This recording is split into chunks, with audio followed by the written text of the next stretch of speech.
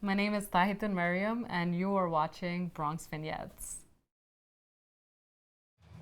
I'm just gonna do a couple of poems. I write a lot about immigration. I write a lot about my own heritage, my own identity. I grew up in the Bronx, in a very working. Yeah, give it up from Bronx. Yeah. So we're here in Castle Hill area of the Bronx doing some outreach because there's ICE raids that are supposed to happen in the community all across the US in 9 different cities. New York City obviously has a lot of immigrants here, so we're here with Drum giving us some information about what to do if ICE shows up at your doorstep. So right now in the heart of the Bangladeshi community, I'm going to go talk to some people to make sure they know what their rights are. My name is Thahitun Mariam, and I am a community organizer and a poet and writer based out of here in the Bronx. I have lived here for over 20 years, and so, the Bronx was the second place we came to in New York after we immigrated from Bangladesh. So it's very special to me, and it's home. So the area that I live in is where the heart of the Bangladeshi enclave is in the Bronx, and it's called Parkchester, or a lot of people know it by Castle Hill. Is mostly where the strip of Starling Avenue is, where most of the Bangladeshi businesses are. But my home is just a couple of stops down, and it's in Zariga. And there's a growing Bangladeshi community here. I think mostly the migration started from people living in Parkchester, and then slowly we've been moving up the 6th line. I think there's a lot to actually love about the Bronx, because I think the Bronx is kind of, this unexpected surprise. And I think it's also a lot of people that don't know about the Bronx only can associate the Bronx with what they see on TV. But as someone who's lived here for decades now, I feel like there's so much beauty in the little sort of mundane moments of living in the Bronx. Like, things are not really like beautiful and glorious and all of that out here, but I think there's something to say about the sort of rawness and the sort of like grit that exists in the Bronx, and you kind of see it in every person that you meet, where Bronx people really look out for their own, right? I think what's also like something I really love about the Bronx is that there's so much diversity that's unseen, because people automatically think that, oh, it's mostly like, certain communities that live in the Bronx. It's like it might be mostly like working class, like African American or, Spanish speaking communities. But I think that what's really cool is that there's like large hubs and pockets of hidden away immigrant communities here. And I feel like you see who you're serving and why you're doing the work you're doing when you live in a place like the Bronx, right? There's like obviously the Bangladeshi community that I'm really tied to, but there's the Yemeni community. There's like a whole Guyanese community up near 233rd. There's the Vietnamese community. There's like all these indigenous communities here in the Bronx too, right? Like the Garifuna community is huge in the South Bronx, as well as the West African community all along like the west part of the Bronx, like near Fordham. And I think that's like really dope, to like just be like, I'm from this borough where there's things happening and there are people here. And if you're not really living here or part of our history, you don't really witness or, can understand that. What is something, not that you hate, but just maybe dislike about the Bronx? The lack of transportation. And I don't drive, and so like that's the number one thing that's really hard for me living in the Bronx, is that to get from one side to the other, it takes so long, and people don't realize like how big the Bronx is. Where does the Bronx end? In Riverdale, and then I'm all the way on the east side. For me to go from this side to Riverdale using public transportation will take 2 hours. I could probably actually get to some places in Brooklyn quicker than it would take me to go across the Bronx. And I feel like we haven't, really had the transportation means to be able to travel easily and freely throughout the Bronx. So I think that's like just what I kind of have a harder time as someone who doesn't drive in the borough. Oh my God, I do not mess with anything on the west side. I mean, I think the BD I've never really taken. I'm like really very much a green line girl. So for me, like the 6 is my line. So I take the 6 a lot, and I've taken the 4 and the 5. Sometimes I've taken the 2, right? But I don't really mess with like the BD and wherever they might go. Like I don't even know where it ends. Yeah. So I think that's like probably my least favorite. The Bronx needs a lot more support in terms of like, really finding ways to uplift people who have lived in the borough for generations, right? And helping them to make sure that they continue living in the borough, that they have the means for economic justice, that they have the means to like buy a house here, they have the means to like really stay rooted here. Because I feel like the Bronx is such a working class borough even till date. Whereas like we'll see places like in Brooklyn or in Queens where like maybe families that first came and struggled a lot might have been able to like work towards financial freedom and getting a house and like settling in the borough. But I feel like even for my family, we've lived here for like, over 2 decades, and it's hasn't been easy to really have initiatives to like make us homeowners or like help us to really like dig our roots into like really staying in the borough. So I think that's one thing. And then also just like investment in the youth, right? So I think in the Bronx there's like so many brilliant youth that we haven't really thought about, like how do we invest in their future? How do we give them the tools that they need to grow, that they can like make better decisions for themselves, for their families, increase literacy, So these are things that I often think about. Like I went to a high school in the South Bronx that doesn't exist anymore, right? So thinking about that, right? Like how do we really make sure that we invest in the Bronx in a way that there are institutions that are going to live on for generations, that we are going to help the youth to like, really focus on upward mobility for themselves and their families when they are either living in like, lower income housing projects, or also just like, even if they're like throttling between the line of, the poverty line and kind of the lower middle income line, right? Like helping them to really succeed and like investing in Bronx youth. In terms of the work I do, I think the first and foremost way that I can describe myself is definitely under this role as a community organizer. And what does that mean?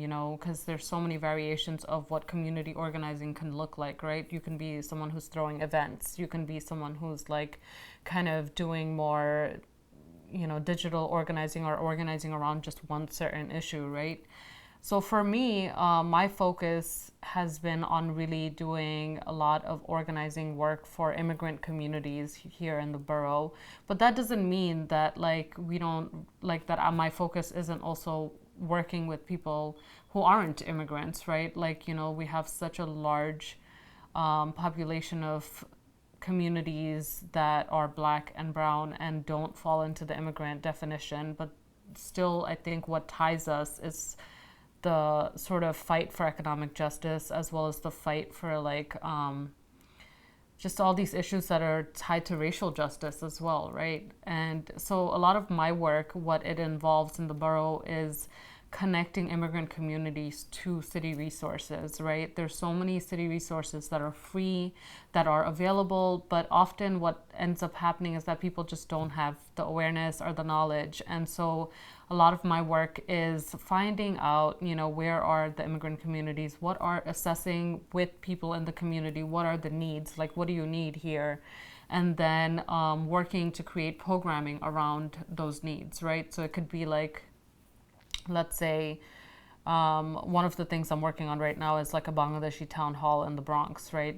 Really making sure we bring people together and like from the entire community, men, women, children, different organizations that have like invested in building with the community, and hearing from people like what are the major needs and how do I go about making sure a big event like this happens, doing outreach on the ground, like, going and talking to people, finding out what's impacting their everyday lives, right? And a lot of the concerns are around housing, are around people not finding adequate work, right? So often like they'll just go into, like Bangladeshi immigrants will go into like kind of a, you know, a work that they're familiar with via association of someone who's also doing that work, whether it's like fruit vending or whether it's like selling gyro, like at the gyro cart, or whether it's, you know, working at a Dunkin' Donut or a Subway. So often it's like these jobs, but these jobs don't always like lead to the next step. And I think what I'm hearing from a lot of people is like, they would like if there were more programs to do jobs trainings that's like linguistically specific that can help Bangladeshis to really get to the next like step and like, you know, help their families also succeed in the borough. And then there's a lot of conversation around mental health awareness as well, right? Because there's all these like, you know, Bangladeshi women as well as men, right? That like these needs aren't really being met. So right, trying to figure out like how can we work with the community to make sure that we get more resources, that we have like more Bangla speaking therapists available in our community settings so that if people need that resource, it's accessible. So these are kind of like some of the things I work on. Also like in the Bronx, working with like the Yemeni community, a lot of it has been kind of helping people to figure out how federal policies like the Muslim ban has affected their families, and then helping them to find resources, whether it's legal help or whether it's like, you know, some calling a city resource and calling 311 and making sure that they can like follow up on their USCIS cases, right? Like letting them know that that option is available. So a lot of my work is really working in community means you work with everybody, right? So you're working with like the bodega owners and the small business owners. You're working and meeting people at like faith institutions. So whether it's churches or mosques or synagogues, whatever it may be. You're also working with, you know, just like associations, whether it's community boards, whether it's just people that come together and like have a vision and they want to put a parade together or whatever it may be, and just working with all these different personalities and figuring out like what are the needs here and how can we meet them. And I think that for me is like really important as a community organizer, to really center the people that you're working with. Do you envision a future in some semblance of, I guess, politics, whether it's at the local, you know, state or federal level?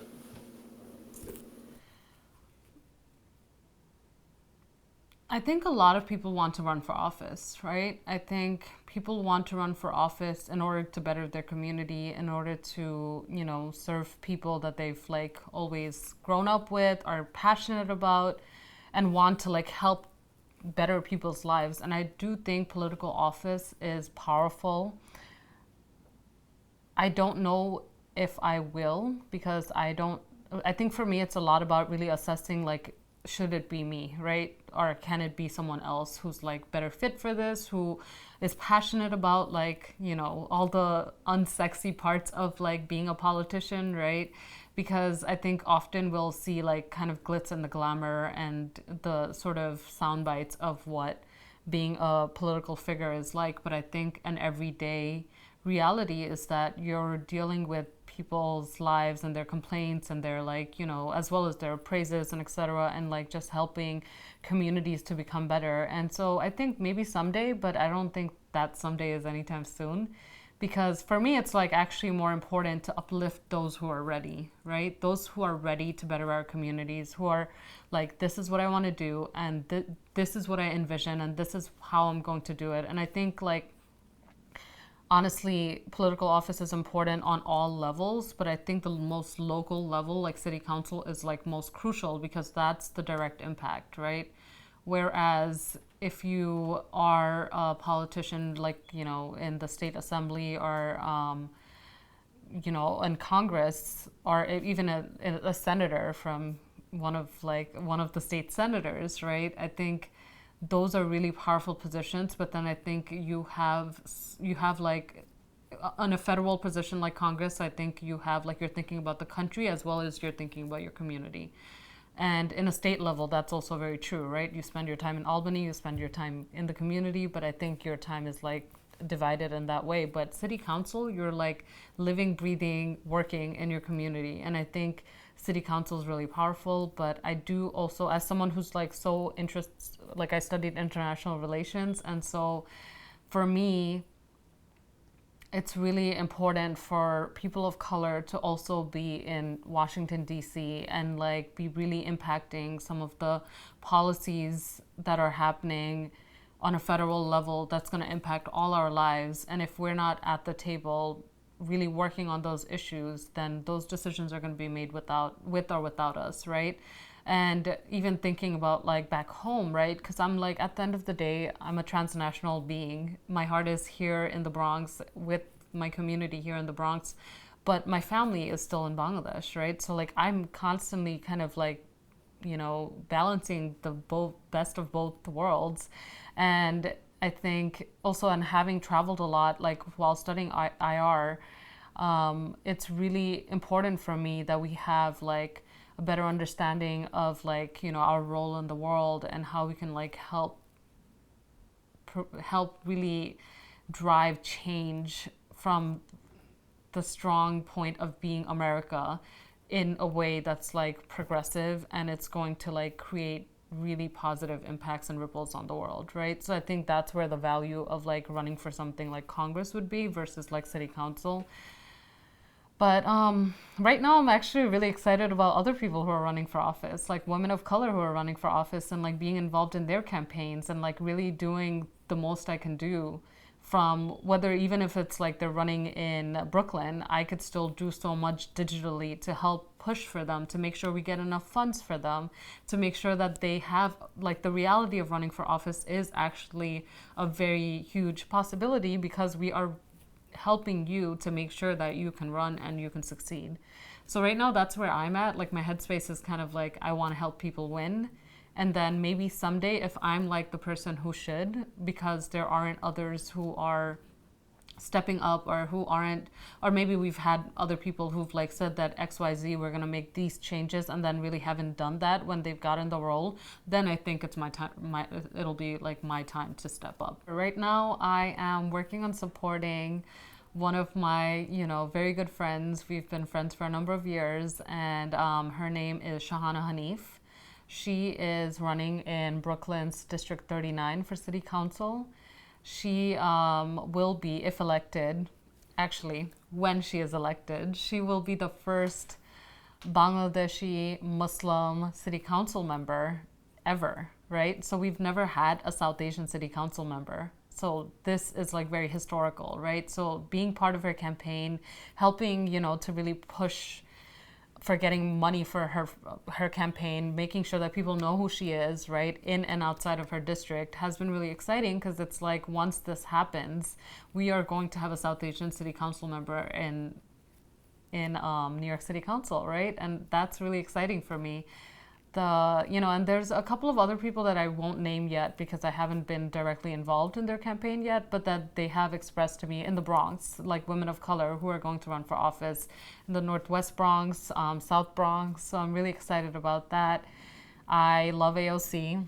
I will do anything is necessary to make sure that AOC stays in her, you know, political seat, and like that's secured for as long as she chooses to remain in Congress, because I think she's been driving like phenomenal change on a national level, on an international level, but I think she's also really here for the community and like doing town halls and, you know, making her staff accessible to our community so that we could also figure out like, you know, the Bronx and the Queens needs this, and this is how we're going to help change it.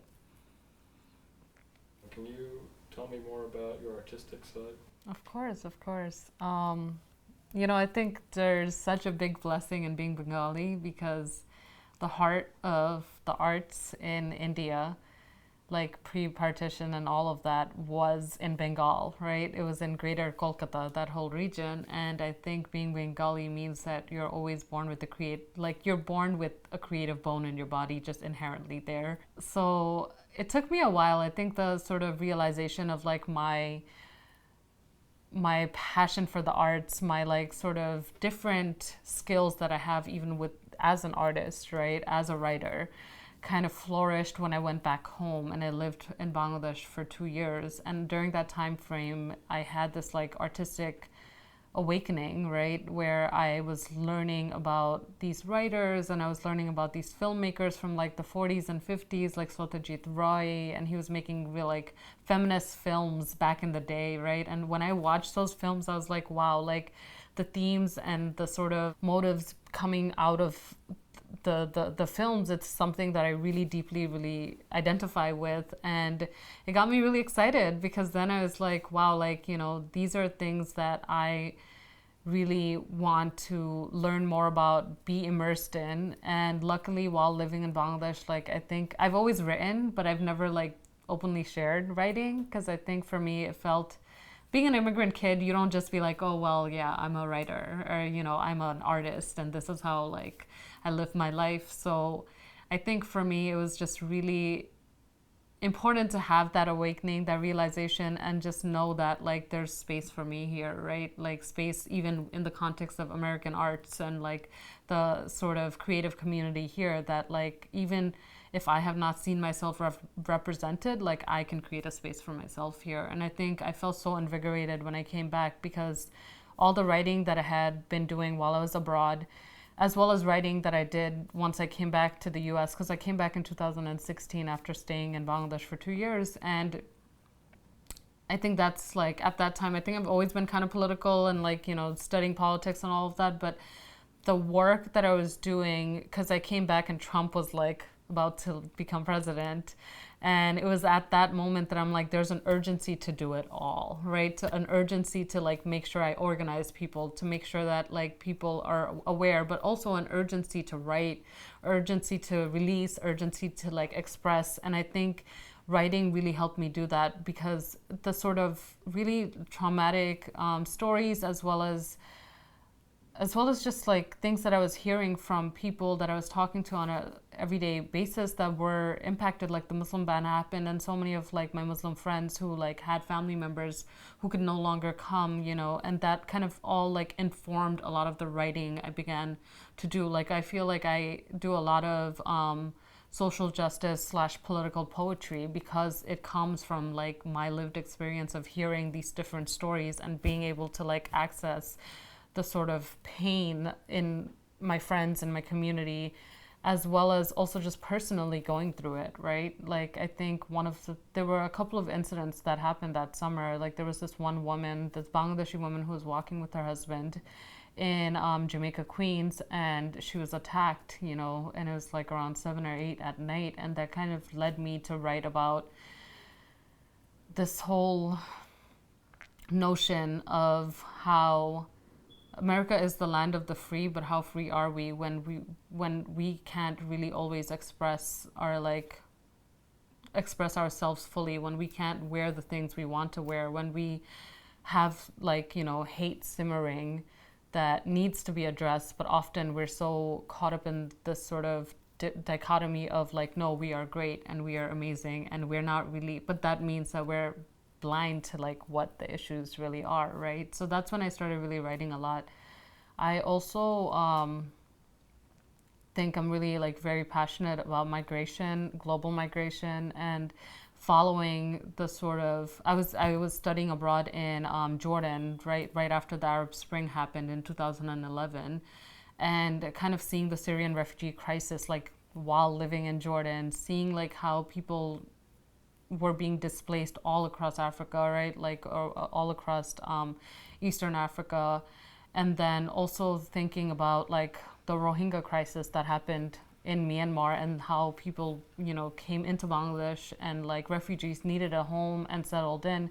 And thinking about all of that and like trying to make sense of it, because I think often for me, like writing is catharsism, you know, like just really releasing a lot of what I'm holding inside, the feelings, the emotions, the heaviness, and getting it into a place where just writing about it and sharing that work, and having people who identify and like want to just talk about things that are happening in the world, right? Like after in 2017, I wrote this poem, and it's called Baladi, Love of One's Country. And basically it's kind of this like juxtaposition on like patriotism, right? Because we think about America from like how new immigrants arriving here think of it, where it's like the Lady Liberty and justice and freedom, and it is that for many people. It's been that for many people for like generations and centuries. But I think we need to also think about what is lost in migration. We need to think about like the fact is, yes, you come here and you have a new home and it's safe and like you don't have to worry about someone barging into your house and like taking away your kids and etc., right? Well, I mean, things have changed under Trump, unfortunately. But at one point, like at that point, we weren't, those weren't our concerns, right? Because new immigrants and like people who came as refugees really found like a sanctuary here. But I think no one really talks about the loss that goes on when you cross seas, right? When you come here and like what you've left behind, how you might not even be able to go back, right? And thinking about that pain as well. So I'm gonna do a couple more pieces. The next one is called The Price of Strawberries. I'll just give you a little bit of background of what it's about. A lot of my work while I was living in Bangladesh for 2 years was around migrant workers. There are so many migrant workers going from Bangladesh and living in the Middle East, living in other parts of the world, trying to earn an income. And there's so many stories, it's kind of like actually overbearing to hear and like to keep these stories within you. And the way that I can like channel a lot of that is through my written work. So here we go. Woo! The price of strawberries. If you ask a common man in Dhaka, "Sir, what is the current price of strawberries?"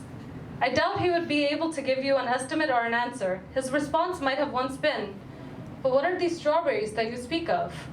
You see, strawberries, bursting with their black and peppered seeds, which resemble the beauty of a freckled face and its ripened red of a fresh wound, a cut of newly sliced flesh, holding the breath we have inside ourselves, could once not be found in this city. But thanks to globalization, we can now find samosas in the little stands on London's tubes, sugarcane in shops in Spanish Harlem, and strawberries in the higher-end groceries and bazaars of Dhaka. But with this ease came a price, a human price that we've had to pay for it, in the amount of men who left their little humble homes in Bangladesh, heading to the west as where the sun sets, to find jobs as strawberry pickers. And here, in the quaint, isolated villages of Greece, they pick strawberries to their heart's content for months and months and months in the scorching sun of the Greek orchards, only to be cheated of the price of strawberries. Not a penny was to be given to these rugged, burned by the sun men, by crooks who asked them to come to their orchards and paid with gunshots and bullet wounds. And of course, then were privileged to be acquitted. So next time you plop a delicious strawberry into your mouth, do think of the blood of the migrants who gave them their taste.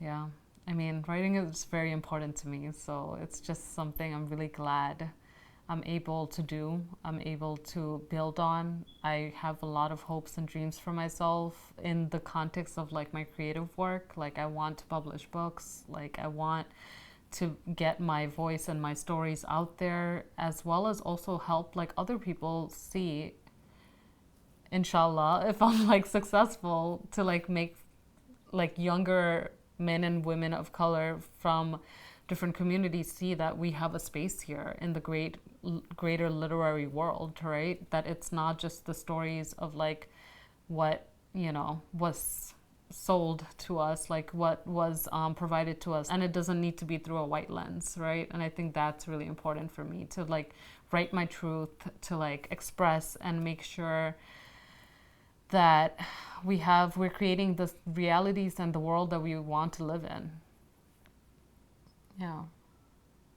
Yeah, I think when I first started, you know, sharing my work publicly, honestly, I was just like publishing on like Facebook, and then my friends would be like, "Whoa, like who wrote this?" And I'm like, "Oh, actually, haha, it was me," right? Because there was like a weird imposter syndrome, right? Because like I think my closest friends knew I always like was creative, but I don't think like I was necessarily leading with the creativity into the outer world until I just was like, oh, I want to share my work. Like I've had blogs here and there where I've like shared like, you know, bits and pieces, but it's never been like, oh, actually, like, this is who I am. And like, it's about owning your identity as well, right? Because I was like, actually, I am a writer. Actually, I do poetry. And then going from like kind of publishing work and then people reaching out and being like, hey, I'm having this show, like, you should come and read some work, and slowly building that up, you know, after I did some performances in Bangladesh as well. And that was cool. That was cool. I think like the poems I was writing then, I was younger. I was like, you know, in and out of love. I was like writing like, you know, angsty poems and all of that, but also like writing about my life here. And I think that was great because it was an international audience, right? It was like people, expats living in Bangladesh. It's like Bangladeshis living in Bangladesh. And I think that was like, that gave me the encouragement and the courage to come back to New York, where I've always felt like, am I good enough? You know, like, should I really put my voice out there? But then I came back here and I did a couple of performances. One of the first ones I did was in the Lower East Side with Subdrift, and they kind of organize, like, they do cultural programming for the South Asian, like, millennial community. 6 yards. All it took for me to be posed as a national threat was 6 yards of fabric, wrapped tightly around my body, hugging every limb of hurt, pain, and fear. My father came here as a soldier of domestic labor, sent the visa, but it was a ploy to bring brown men to do the grunt work, selling peanuts, selling donuts, selling their sleep, selling their dignity, to earn a few dollars. And this same country kills those same people who wear markers of our culture: a topi, a beard, a salwar kameez, a hijab. And America no longer needs the labor of the lower, the grunt of the immigrant brigade. The need to diversify America suddenly decreases. But our people still die. And thus, I have to hear, Ma, তুই শাড়ি পরে বাহিরে যাচ্ছিস? দেরি করিস না. My love, you're going out wearing a sari. Please don't be late. My mother grows wary of the 6 yards of fabric and the threat it poses to my own life in this glorious land of the free. God bless the USA.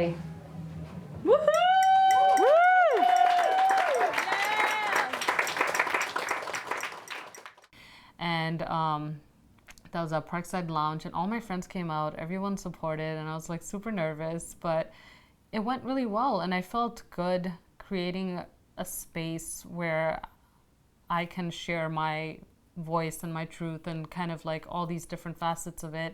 And then people came up to me and they were like, wow, like, you know, this resonated, or that when you said that, that's like, I felt it, right? And I think that's the power of performance, right? Of like thinking creatively outside of just being a writer who like has things on paper or publishes in like books and magazines and maybe digitally online, but moving away from that, like connecting with people, connecting with your audience, connecting with like, you know, those who are interacting with your work and having those conversations in person, right? So since then, I've been lucky to do a lot more different other performances here in New York. Like I performed at the Bowery Poetry Club with the Asian-American Feminist Collective. That was amazing. You know, it's really powerful to be part of the showcase of other Asian-American writers, right? And really telling our stories. That was really cool. And the most recent one that I did was actually down in DC. So like I'm expanding from New York now. But I want to take this to the next level. But I also want to work on just creating a body of work and like maybe putting together like my first poetry book and then getting that out. And that's when I'll like think about an agent and all of that. But the performance in DC, it was with the Smithsonian Asian American Pacific Islanders program that they organize like this amazing literary festival every 2 years. This was actually their second one, and it's called the Asian American Literature Festival. And I performed some poetry as part of a showcase of Muslim writers, which was really fascinating because there were Muslim writers coming from like, you know, out in the West, like they live in like California, and then other people who were like, you know, more East Coast based, and kind of bringing all these like different voices, or like people from Chicago. There was just everybody that came to DC were part of this festival together, and we all kind of shared like all our work was very different, but I think there was just underlining themes that came from that, like sort of what does Muslim American identity really look like? What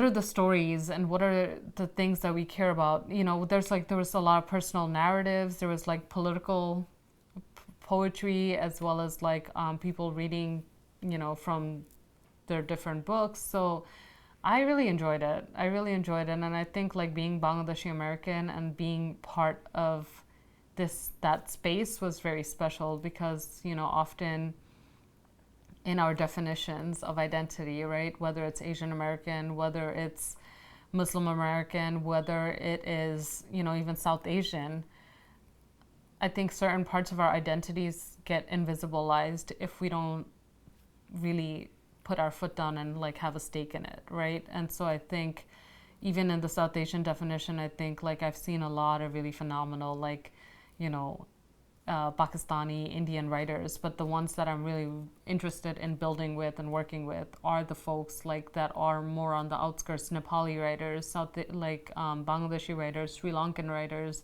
Tamil writers, right? And really making sure that Indo-Caribbean writers that also are part of our like, you know, greater brown diaspora. So like really building with all these different writers, and it's been fascinating. Yeah, it was just like really cool to like have this gig in DC, and it's like also getting paid as an artist. That was amazing.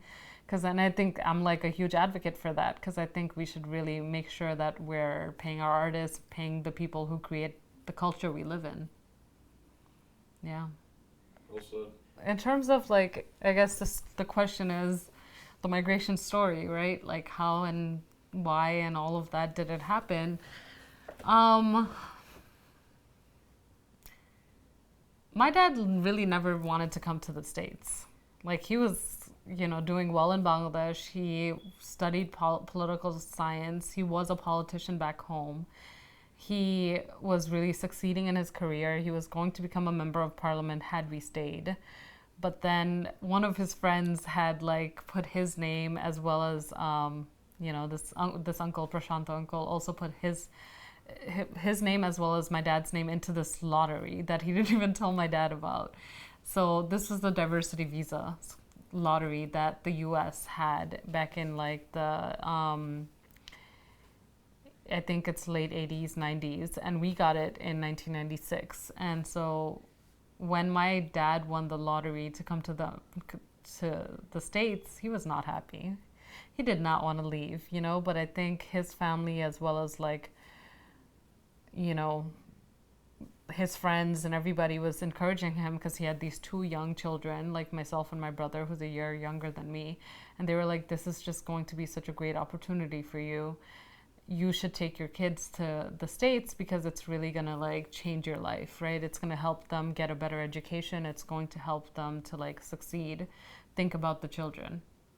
And so when we first came, it was, you know, it's very blurry, because I was 6 years old when we came to the States, and the first place we stayed was in Queens with one of my dad's friends. We have very few family members here, right? Like I had an uncle who actually came in 1992 or 1990, and he was like here earlier, and he was like part of the US Army. So he served in like Bosnia for the US Army back then. So, but like we didn't have direct like family. It wasn't like my parents, like brothers and sisters who lived here or anything. So when we first came here, it was a lot of like, you know, staying with my dad's friends, and then also like branching out and meeting other people.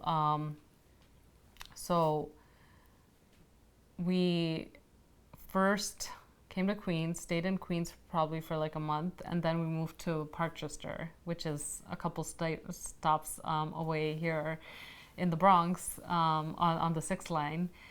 And we lived in Parkchester for a number of years, and that's back in the day. And I guess like, I don't know if they call the buildings like the Curry buildings still, but it was called the Curry buildings, because all these like, you know, South Asians, and in particular Bangladeshis, lived in these buildings in Parkchester. And the buildings are still there and all of that, and there's still like a large Bangladeshi community here in those buildings. But that's where we lived. That's where we lived from 1997 until 2000 when we moved here to this apartment in the Bronx. Yeah, so I mean, growing up, like I grew up, it was interesting because I think I was so young that I didn't realize that, like, you know, I realized how big of a change America was because obviously schooling and all of that, but in terms of community, I was like still surrounded by like my people. So it was cool. It was cool to like grow up in that community. It's cool to like kind of see how much the neighborhoods has changed. You know, back in the day, like we used to have to drive to Queens to get groceries, but now we have like all these grocery stores on Starling Avenue in Castle Hill, and kind of like seeing the change that has come throughout the years, right? And yeah, I mean, like even my community here, when we first came here, was like mostly like Spanish speaking people from like, whether it's Dominican Republic or Puerto Rico or like Haiti.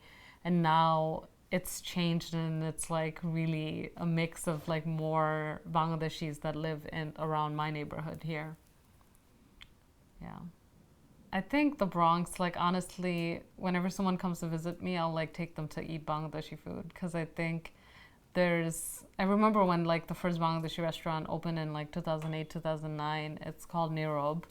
And it was really exciting because it's like the first time we could like go somewhere that's not in Queens or like even further in Brooklyn, and just like have our food and like have food that's harder to make at home, you know, or just more time, it just takes more time.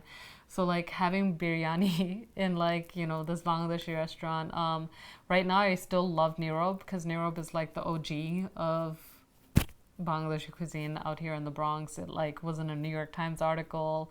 Anthony Bourdain came to visit, and like I love Anthony Bourdain, so like that really was just like, of course he did, because this place is delicious.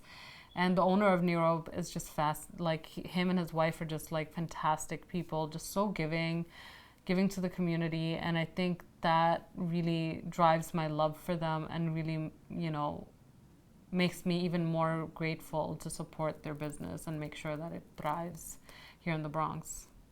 But I also like love all these other cuisines that's here, like whether it's like, you know, Dominican chicken, you know, like there's a couple of spots here. There's like a lot of really good like West African food. I've had them in the Bronx that's like delicious. The Yemeni community is new and, you know, emerging in the past like few years, but they also have a couple of really good restaurants near like Rylander, White Plains, so I like going out there as well. I think success can be, for me personally, it means really carving out a space for yourself in the world. It means being good and kind and generous to people. It means doing things that, you know, maybe if it doesn't even impact others, that it's gonna like help you to be a better person, right? And I think there's just values that I was lucky to like grow up with, where I really value like personal relationships, right? I really value like having like doing good for others, just because that's like just, you know, how you should be living your life, right? So I think being successful means being like a good person. Being successful means also being, you know, open to giving yourself, as well as like just, you know, all this love that for all this beauty that exists in the world, right? Like, and I know it may sound corny or whatever, but I feel like that's where I really see like my mission, where I see like kind of the things that I want to do in life, right? Whether it's in the realm of like politics, whether it's in the realm of activism, whether it's in the realm of like literature and like, you know, being a creative and an artist, is to just do things that's gonna like really help to create space in the world for more of our voices, to create like, you know, this living legacy, right? Because our stories haven't really been written for us yet. that's what makes me really so excited about living, right? And also like being from the Bronx. It's like greatness has really come out of this borough, right? Because we have struggled, we have like fought, and we have made it, right? Like, because when you see people like Cardi, when you see people like Sonia Sotomayor, when you see people like J-Lo, of course, right? But J-Lo's queen. So, you know, when you see people like AOC, like, you know, Alexandria Ocasio-Cortez kind of just like came out of nowhere and she was like, this is like my lived reality. And like, you know, she's so brilliant and like eloquent, and like seeing these sort of people that are creating space for us to really change how we are seen and perceived in the world, right? And it's like, I think there's definitely an element of geographical pride, right? Like being from the Bronx, you don't have things like handed over to you. You don't have things that are easy.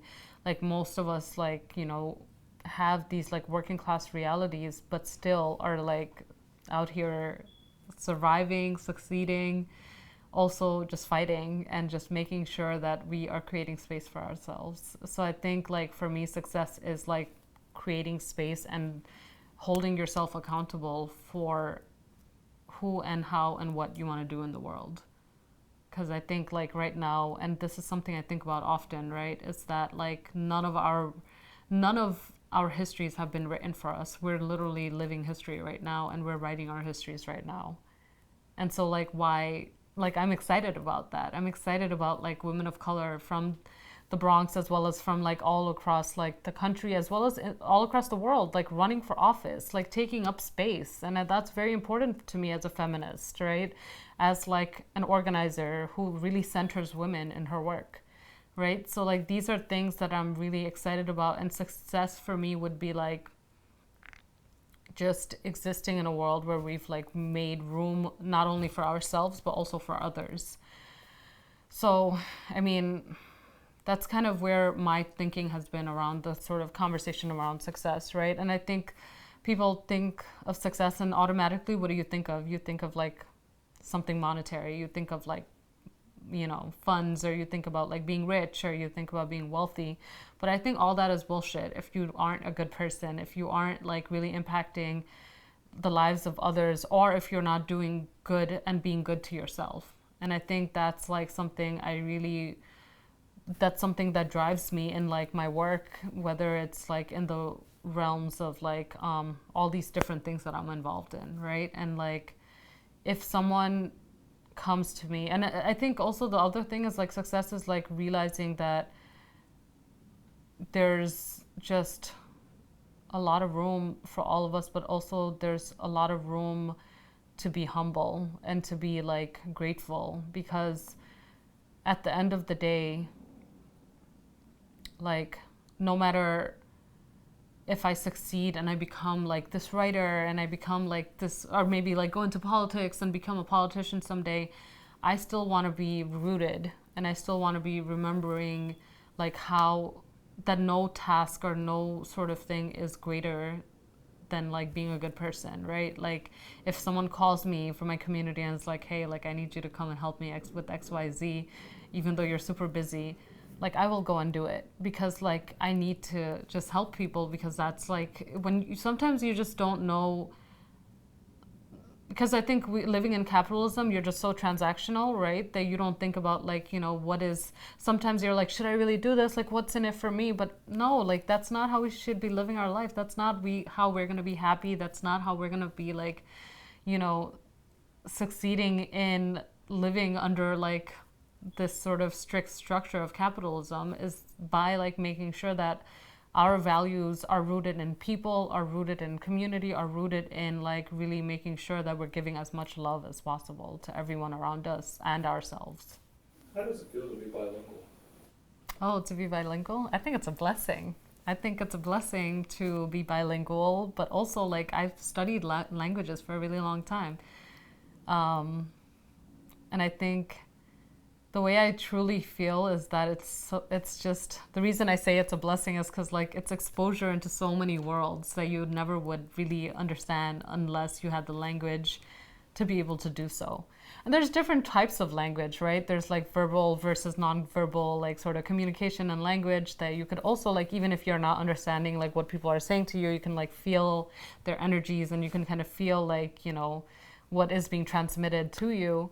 So that's also special. But I think speaking Bangla fluently, like I'm so glad that my parents had this rule where they're like, you know, you need to speak our language in the home and we're not going to speak to you in English. And I just like, you know, and we've lived here for almost 25 years and I do not speak in English to my parents, you know, and that's helped me to also be rooted in community and like doing work with my community because I have held on to a language and like am able to like live in that language every single day.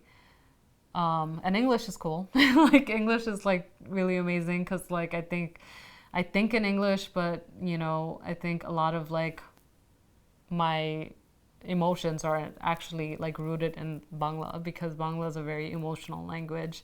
It's also thinking about like the birth of like Bangladesh and like where it came from.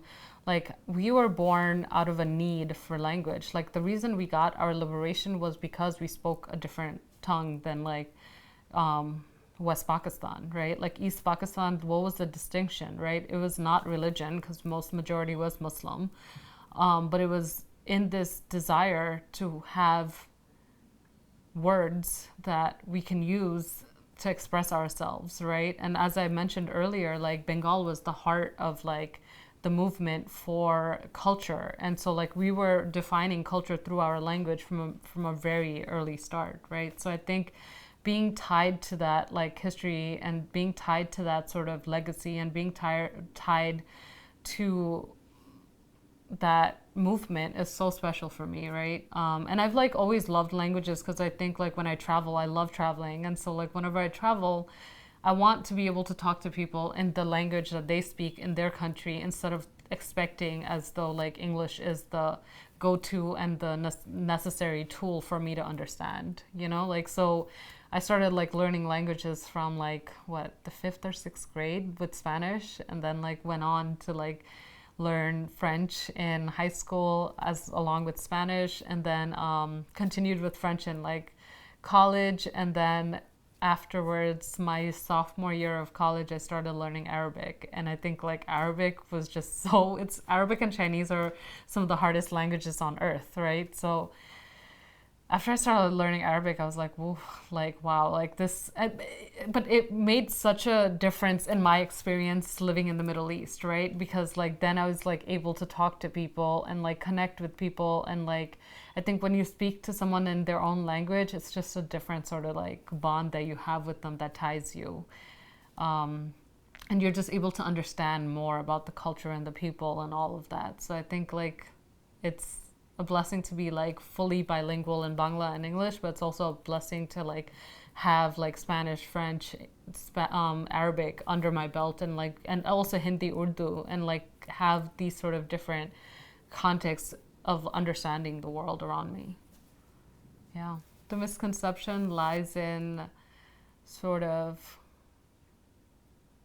this dual identity, right? Because being an American abroad, right? That's what it is when you're traveling with a blue passport, because then people are like seeing, oh, you're American, right? Instead of seeing like, oh, like you're actually on this hyphenated identity of Bangladeshi-American.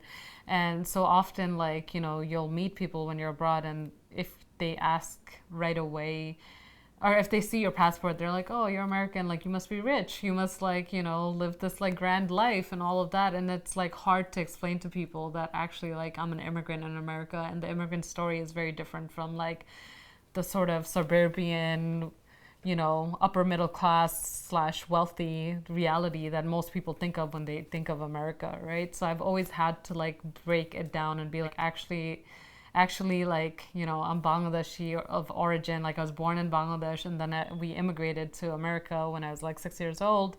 And having to kind of explain that, because people automatically think that, you know, being American means like you're sort of like what they see on TV and film. but you kind of need to break them out of that shell and be like, oh, actually there's like, yeah, there are poor people in America, and like, you know, there are working class people in America, and I do fall into like my lived reality isn't that sort of identity. And like people are really open to it and learning about it, and I think that's been really cool and special to just like talk to people about like how much nuance there is to the American identity, being a Muslim, you know, and like, and for me, like my understanding and like viewpoint on religion, it's like very political as well, right? Like I feel like politically I really align myself with like, you know, my Muslim identity, because we really need to, right? Even if others won't see my brown skin and think like, oh, this person may or may not be Muslim, I don't wear the hijab or anything, but I think the ways that our communities being, you know, Muslim in America has been affected through Islamophobia, through these sort of like, you know, racist, xenophobic policies, like for me it's really important to like self-identify as a Muslim American to make sure that we're getting that representation and understanding of the different nuances of even what a Muslim identity could be. Yeah. With this current president in office, it's kind of lifted the veil, right? Where I feel like before the conversation was a lot around brown people assimilating, like immigrants assimilating, you know, or working class people trying to like achieve the American dream, which is the white dream, right? But I think this president being in office kind of actually works in a way where we're not really thinking about how do we achieve this whole like, you know, suburban white, you know, house picket whatever life, but actually move away from that, because there's so much nuance to what being American here means today, right? Like generations of our families have lived here, you know, for a number of years. Like even when I think about the Bangladeshi diaspora, we've been here like for a couple of decades now, right? And changing how we're really interacting with defining ourselves and being proud to own our identities in a way that hasn't been owned before. Because I think for me, even if growing up, I was like, yeah, I'm brown, but like I kind of felt like I had to hide it. I kind of felt like I had to not own it. I kind of felt like I had to, you know, like there was just so much teasing that went on around like, oh, you're brown, like you eat with your hands and you got like dirty, like, you know, turmeric yellow fingers and like just all of that. But now it's like, yeah, I do. And like, that's how my people are, right? Like, this is what are you going to make fun of, right? Like, this is literally what our lived experience is. This is what the reality is. And there's no shame in it, right? So I think for like younger communities, younger people in our diaspora today should just really think about how much power there is in owning our narratives and really defining what the reality and the future is that we want to see. So many young people that I actually interact with via, like, they either follow me on social media or like we just have conversations at events or in readings. And, you know, when they say things like, you know, you're the first like Bangladeshi poet that I've met, right? And it's like, I'm really glad, but I need you to also, like, if you're interested in writing, like put your work out there. Like there's so much room for you to like be here as well and change how America is perceived in the world, right? We're a multicultural nation, and we should really remember that in a way where we could actually be who we are and like also love who we want to love and like, you know, have enough space for all of us to be here. And it does not have to be the what has always traditionally been the sort of white definition of America, right? And I think like moving away from that and really owning our narratives and existing in this country means that like we can still be transnational beings. We can hold on to our home, but we can also like be proud of the home that we have created here. Like I could be like, I love Bangladesh. I love going back home. I love seeing my family. I love spending time in the country. It's such a different, it feels so emotionally different, you know, to be back home. But I also love the Bronx, you know, like, and those identities don't necessarily like always intersect, right? But I think there's so much room and love and pride in both of those identities for me. And I think young people can also own that sort of like pride and ownership of over like who they are as people and the sort of things that they're going to accomplish in the world.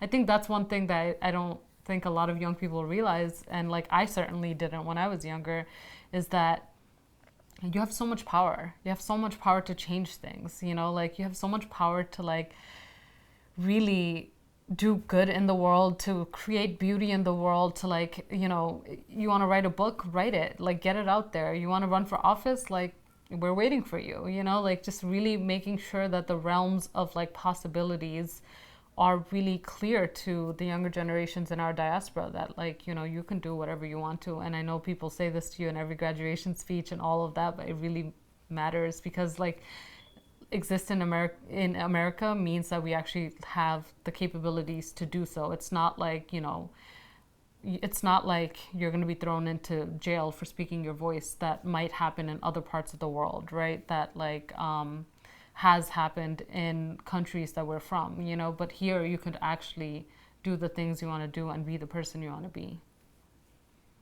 I think like being an artist, being like a community organizer based in the Bronx, right? A lot of people don't get it, right? Or they don't like understand what that reality could be like. And because you don't think about the arts when you think about the Bronx, you know, you don't think about like, you know, which communities are here and what help they need and all of that when you think about in the realm of like social justice all the time, right? And I think there's a lot of work to be done here, and I'm like super grateful to be part of that movement and like also do my little part here and be part of greater conversations. So I think like thinking about the Bronx, like I have a lot of love for it, because we aren't like a developed borough in the way that like other boroughs might be within New York City. You know, things that we're creating for ourselves, right? Like kind of also seeing just how kind people can be in the borough, right? Like people kind of see us and they're like, oh, the Bronx, like it's like rough, you know? It's like people really like, do you really want to go out there, you know? And it's like, actually like come visit us, you know, like see what's here, see what like how much like power and beauty and like just all of that exists in this one place that like is often forgotten. So I think that's something I like think about and would want to like really convey to the world, that there's so much greatness in the Bronx, and I think like if you're blind to it, that's actually your loss. Yeah. My name is Thahitun Mariam. Thank you for watching Bronx Vignettes.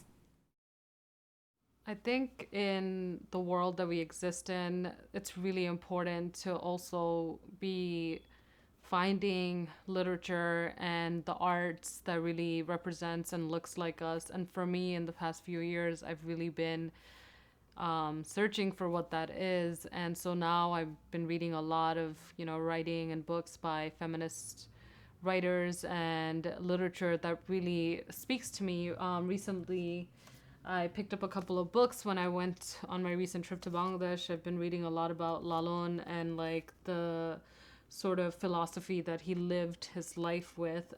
If you go to South Asia, like, and you ask anybody about Lalon Shah, like people will know who he is. He was a mystic, he was a poet, he was a philosopher, and I think, you know, when you look at his writing, it's very comparable to the writing of Rumi and the writing of like Tagore and all these like great philosophers that have kind of helped us to like learn about how to root ourselves in community, how to root ourselves in people, how to root ourselves in love, how to root ourselves in the person we want to be. So I've been reading a lot of the Bangla Baul poetry that he's written about. And yeah, Lalon Fakir was just a humanist, you know, who just really has helped shape a lot of my own beliefs around the work I want to do. I've been reading a couple of other really cool books recently.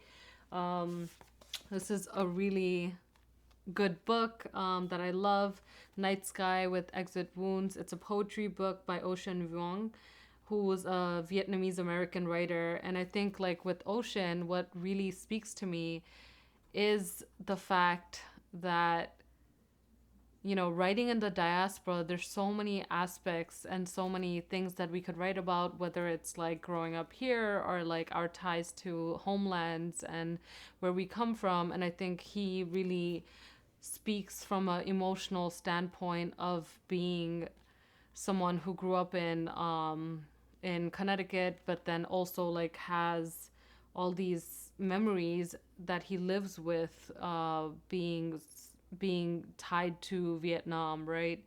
And being someone who didn't grow up during Bangladeshi liberation, but like was in the next generation and having parents who lived through it. I often think about that in my own writing, thinking about like, how are we tied to our homelands?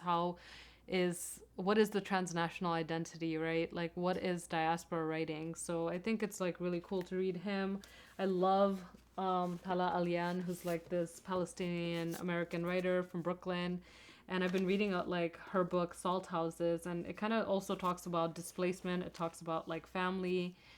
Yeah, it's just like really cool to like kind of read all these writers that speak to me. And recently I've also been getting back into like something I was doing a lot more of while I was in Bangladesh, which is painting. So I've been drawing more. I have been working on self-portraits as well as working on creating like other different like other pieces of art. And for me, it's really important because the work we do, the world we live in, it's really heavy. It's really, there's just so much going on constantly.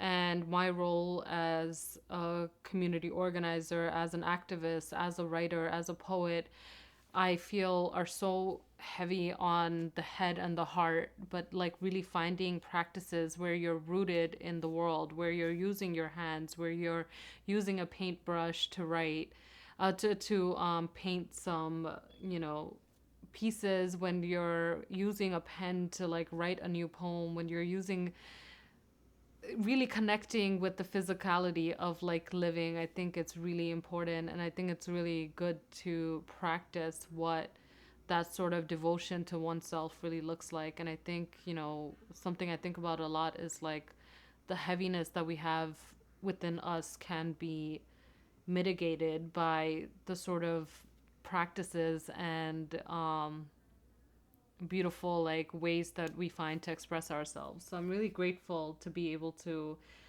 read all these great books, as well as write, as well as paint. And I think that's really important for me to also just like own that identity, and also encourage people who do this work to also find that space to exist in, where you're using your hands and you're like actually living in that moment, and not just living in your mind and your heart, which can become really heavy if you're not careful about it.